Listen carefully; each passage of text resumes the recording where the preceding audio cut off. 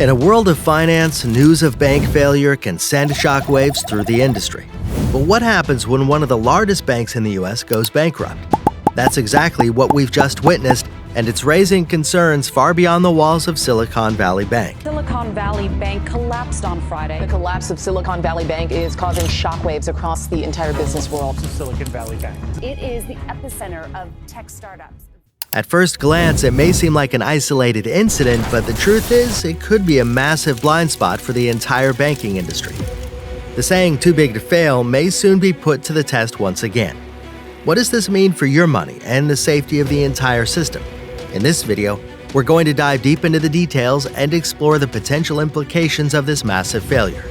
We're talking about none other than Silicon Valley Bank, so buckle up and get ready to learn the truth about what's really going on. How it all begins. Back in 1982, Silicon Valley Bank emerged as a significant player in the lending industry, catering to venture capital and quickly becoming the go-to bank for startups. For years, entrepreneurs and businesses flocked to the bank for lending, leading to its unparalleled success. However, the bank's reign ended in 2020 when interest rates were slashed to zero and stimulus measures were implemented.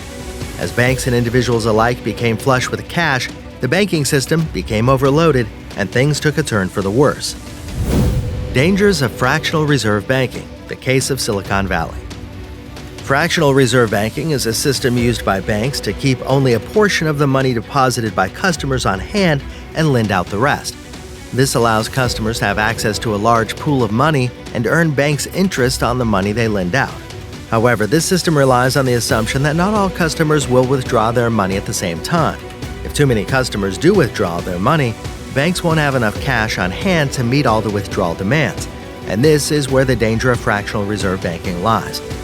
A real-life example of this occurred in 2021 and 2022, when Silicon Valley Bank invested around $100 billion in government-backed bonds, hoping that the Federal Reserve Bank wouldn't raise interest rates as quickly as they did. Unfortunately, the bank's bet didn't pay off, and the bonds they invested in started losing money when interest rates began to rise. The bank was also hit by a reduction in funding for their main customer base, tech companies, forcing them to withdraw more money than expected. Silicon Valley Bank's liquidity problems were exacerbated by their misjudgment of the Federal Reserve rate hikes and their assumption that the venture capital market would remain strong. Ultimately, the bank had locked too much money away in one specific asset that yielded too low of a return, leading to their dangerous position.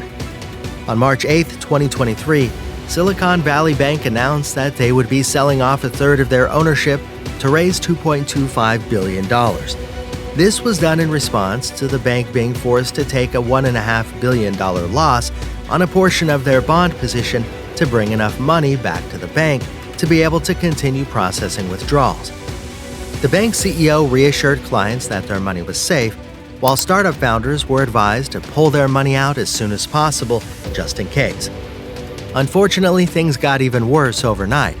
On March 9th, rumors of insolvency issues began to circulate, causing a panic. The bank's stock price plummeted more than 60%, making it unlikely that the bank would be able to raise additional capital to help plug the losses. On the morning of March 10th, Silicon Valley Bank announced that they had failed to raise capital and were looking for a buyer. The bank had quite literally run out of money, had more withdrawals than they had cash on hand, and were looking for anyone who could potentially take them over.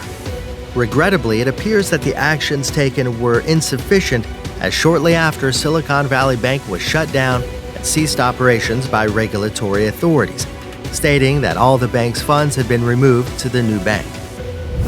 How Silicon Valley Bank's failure could devastate business. Have you ever thought about what would happen to your hard-earned money if your bank suddenly failed? You might assume that FDIC insurance, which protects the first $250,000 of your deposit, would be enough to recover your funds. Unfortunately, that might not be the case if you bank with Silicon Valley Bank. SVB is the go-to bank for a significant portion of venture-backed companies throughout the United States. However, only 2.7% of their deposits are under the FDIC limit.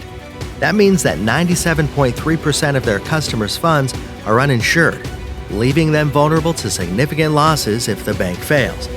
While the FDIC claims that customers could get access to their money within a few days after a bank's closing, the reality is that it could take years to recover losses when assets are sold off to pay creditors.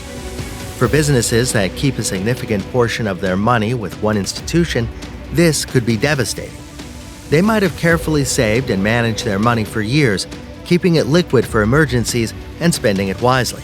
However, overnight, they could lose a significant portion of their funds, potentially wiping out their entire company. For businesses that have raised millions or even tens of millions of dollars with the expectation that it will last them through the next few years, this would be crippling. Silicon Valley Bank currently holds over $342 billion worth of customer funds, which means that businesses with substantial savings could be reduced to just $250,000. It's not just about losing money, it's about the uncertainty of whether they can stay afloat during that time. The impact of Silicon Valley Bank's failure is going to reach far and wide, and it's only the tip of the iceberg. In this case, it's not just the average person who will be affected, it's businesses that could be wiped out overnight. It's hard to imagine what they might be going through right now, knowing that their careful planning and management could be for naught. The only way out of this situation is to try to raise cash as desperately as possible, at a discount, downsizing significantly, or going under. These aren't easy options, and they could have far-reaching consequences for the businesses involved. The uncertainty and potential losses could cause a ripple effect through the economy, impacting everyone from investors to employees. Why diversification is key in banking and financial planning. While it's possible, it's unlikely that your bank will experience the same issue as SVB, which is a niche bank servicing startups and heavily reliant on venture capital funding. Their problem is that very little money was coming in, while a lot of money was flowing out, and their capital was locked in bonds for 4 years at a low interest rate that was decreasing in value. In theory, if they had waited long enough, they could have had enough cash on hand to absorb the short-term losses. However, when everyone started withdrawing their money at the same time, the bank had no other option but to close down. Although every bank is required to keep only 10% of customer funds on hand, Silicon Valley Bank's reliance on the bond market made them even more susceptible to risks. Nonetheless, larger institutions have a more diversified balance sheet, which makes them more insulated against such risks. To protect yourself, it's best to keep only the insured amount, which is typically $250,000, in an individual bank. Additionally, having multiple accounts with other banks is a good practice, as it ensures that you don't put all your eggs in one basket. Despite taking precautions, unexpected events can still occur that are beyond your control. In conclusion, the failure of SVB highlights the potential dangers of fractional reserve banking and the risks of investing heavily in a single asset class.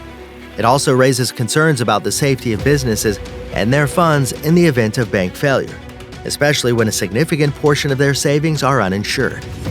The impact of this failure is far-reaching and can cause a ripple effect throughout the economy, impacting investors and employees alike. While it may be unlikely for the average person to experience a similar situation, it's essential to be cautious and diversify your funds across multiple institutions to minimize the risk of significant losses.